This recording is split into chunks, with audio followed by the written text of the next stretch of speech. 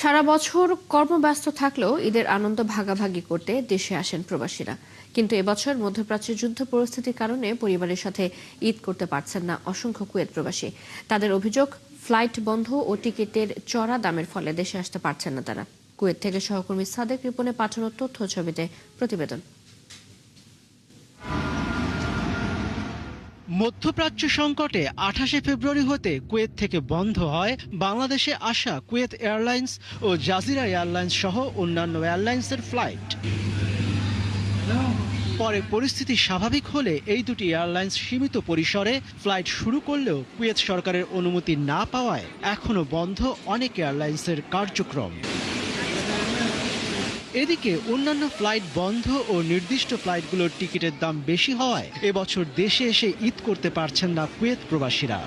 এয়ারলাইন্সের টিকিট কাটি, এয়ারলাইন্সটা এখন বন্ধ আছে, ঈদের পরে হয়তো চালু হবে। তবে আমার কোরবানি ঈদটাও করা হলো না, রোজার ঈদটাও করা হলো না। এখন টিকিটের দামটা এত বেশি যে আসলে এইটাও কি আমি দেশে করতে পারবো কিনা, পরিবারের সাথে আসলে সময়টা পার করতে পারবো কিনা, আমি কনফিউশনে আছি। অন্যদিকে কুয়েত এয়ারলাইন্স বাতিল হওয়া টিকিটগুলো রিবুকিং এর সুযোগ দিলেও যাত্রীর অনুপাতে ফ্লাইট সংখ্যা কম হওয়াতে ঈদের আগে অসংখ্য প্রবাসী রিবুকিং করতে ব্যর্থ হয়েছেন। টিকিটের দাম তো প্রচুর, লাস্ট পর্যন্ত আগামী মাসের 15 তারিখ যাইতেছি দেশে। এদিকে কুয়েতের সিভিল এভিয়েশন কর্তৃপক্ষ জানিয়েছে, যাত্রীদের সকল নিরাপত্তা জোরদার নিশ্চিত করে জুন থেকে পুরোপুরিভাবে সব ধরনের আন্তর্জাতিক ফ্লাইট পরিচালনা করা হবে। মনিরুজ্জামান বাবু, ৭১।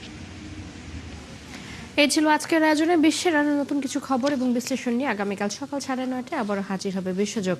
সরাসরি সংবাদ এবং অনুষ্ঠান দেখতে চোখ রাখুন ৭১ ফেসবুক পেজে, সাবস্ক্রাইব করুন ৭১ ইউটিউব চ্যানেল। থাকুন ৭১ সাথে।